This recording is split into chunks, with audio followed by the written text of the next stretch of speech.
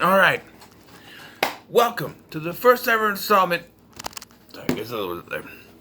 of Wildcard Wednesdays, where I randomly pick a review and a movie and I review it. I did it wrong. Where I randomly pick a movie and I review it. This thing here. So, yes, so the first pick, if you watched my, Scotty TV, you would know that the first pick is Event Horizon. I have it on my Vudu, and I watched it, and I'm still trying to figure out what it is that I just watched. To be honest, because the story is about salvage crew, or a rescue crew who get a message from a ship that disappeared years earlier called the Event Horizon. They have the guy who built it on there, played by Sam Neill, and they go to investigate. Now, the cast in this is very interesting. You have Sam Neill, Larry Fishburne, Sean Pertwee, the guy who is in a million things like Encino Man and the Brady Bunch movie, but you don't know who he is, but you'll recognize him if you see him. A couple of actresses I've never heard of before, and Richard T. Jones. Very small crew. This is directed by Paul W.S. Henderson, and apparently this movie went through hell to get made, because the initial cut for this film, well, Paul W.S. Anderson was relatively new when he did this film. He did Mortal Kombat and one film before, I don't remember what it was called, and so, he put together his initial director's cut of the film, which was 135 minutes long, which was long, and the studio wanted to put it in front of a test audience, which Paul W.S. Anderson, warned against. They did it anyway. People hated it, and made him cut it. No surprise that the studio originally wanted a PG-13 rating, and Anderson said no, there's no way they're gonna get it. And then when he had to recut it after the 135 minute version, they once again wanted him to cut it to PG-13, which he didn't. And he actually wanted to make a director's cut, which we'll never get because most of the footage was destroyed. There's some footage that you could see on the Blu-ray, but I don't think we'll ever get an actual director's cut, which I would like to see, though, because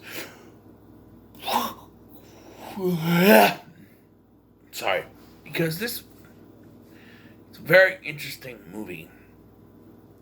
I like the design of the Event Horizon, the inside of the ship and the corridors and everything. It's very gothic. It's very good. Although you have to question how practical it could be for a ship. And you have Sam Neill supposedly the one who designed it. And that's one of the things that I want to know from the director's cut is, because it's never explicitly said, but did Sam Neill's character, Weir, did he purposely design this ship to open a gateway to hell? Because out of nowhere, like they're investigating this ship and shit's starting to happen. They're like, we need to get out of here. And then out of nowhere, all of a sudden, he's just the bad guy. Like, it's just like, oh, we can't leave. I'm already home. And then just like, he's evil. And then next time you see him, he's pulled his eyeballs out and he's got scars all over his face. And it only gets worse and worse. The scars and stuff. Bald at one point. It's very weird. This movie is like Aliens meets Hellraiser meets The Shining at one point. They're trying to put in homages to other horror films, which I think could have worked. But the problem is that they cut things without reshooting things to have stuff make sense. And what you get is one big mess of a movie. I mean, one big mess of a movie. It just doesn't.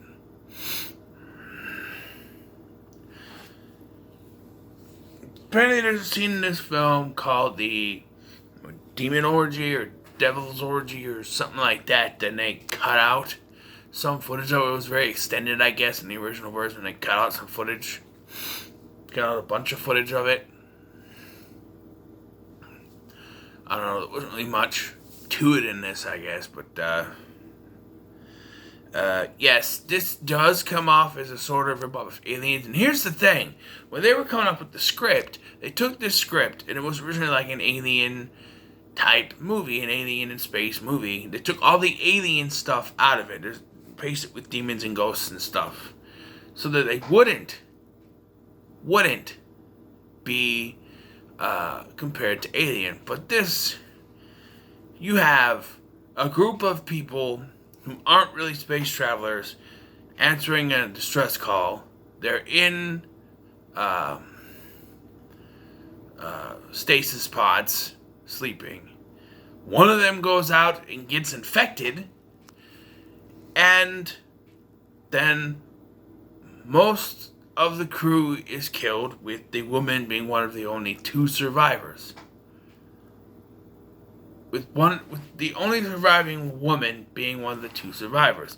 Alien, it was a cat, and Ripley, here it's Stark and Richard T. Jones are the survivors. Although we see Richard T. Jones blast himself into space, like he uses his oxygen to blast himself onto Earth, I think, and then all of a sudden he's on the ship.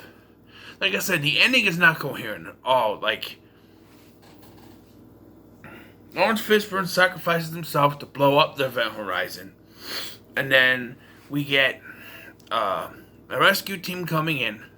There's this rescue team person and rescue Stark, but then it's revealed to be Weir, Sam Neill, and then she wakes up, it's like a dream, and Richard T. Jones is there somehow, while the rescue team is saying, we're saved, you're saved, and the doors close, and that's it. Although the doors are the Event Horizon doors, well, I guess they separated, because their ship was destroyed, so, yeah, I don't know, it's a very weird ending. It just didn't, I'm sitting there going, is this really how it ends? And pops up the end, which I'm sure was put in there because they needed to tell you that this was the end, because it's very inconclusive.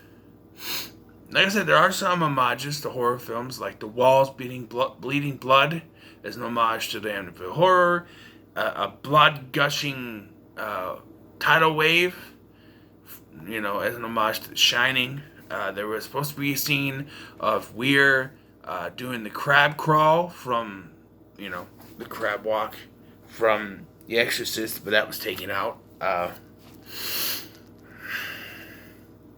I did like the actors in this. I thought they got along pretty well. Larry Fishburne, he has this chair that weebles back and forth, side to side, and turns as they're moving. I don't know how practical that is for a spaceship to have that kind of chair for their captain. I don't know. The effects in this, for the most part, I thought were okay. This is 96. There were some effects that were a little shoddy, but most of the practical stuff was good. When they used CGI, such as the beginning of this film, showing Weir floating in space, and there's a book, which is actually part of S. Anderson's book, but it's very CGI and it looks terrible. But most of the practical stuff in this is pretty good, I think. From what I could tell, because the orgy scene was severely edited because they had to hack it to pieces, for some reason, the practical effects on that were pretty good. I've seen the behind the scenes stuff on some YouTube videos that look pretty cool for what they had, like maggots and shit. Looked pretty cool. This film is not as terrible as I was told it was, but it's not a masterpiece. I guess it's gained a cult following. I'm not gonna rush out to buy it. If I want to watch it again, I got it on Vudu.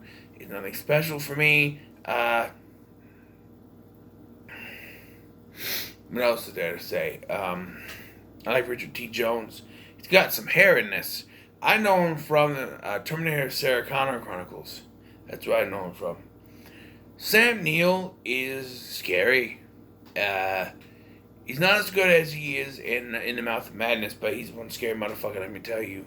Especially when he just like turns on a dime, he's like, but I'm already home. He has that smile on his face. It's like, and I'm sitting there, and that happens. I'm like, oh, okay. He's a bad guy now, because they say he's the designer, and I already knew that this was hell in space, which is like Doom. And I'm like, so he's the designer of this. So is he in on it? And like I said, they never conclusively tell you whether or not he was actually in on it from the beginning, or if he was infected because he was on the ship and turned, and that's why he was doing this. I don't know. Maybe the original director's cut explained more, but there's just so much that's not explained in the ending itself. I'm going to give this a 6 out of 10. I think it's decent. It's a decent start to my new series, but I don't know if I'd recommend it, but I'd say you got to watch it because, see for yourself how messed up this movie is, But yeah, so it's a 6 out of 10. And I stopped yawning for 5 seconds. 5 minutes. So I'm going to pick up my one for next week. It is tired and it's 10 o'clock. It's time for me to go to bed. But so next week's review for Wildcard Wednesday would be, I can pull it out. Oh boy. Another voodoo one. Let me get rid of it. Fire in the Sky. I'll go ahead and write it down so I have it. Fire in the Sky. Wild card. Wednesday.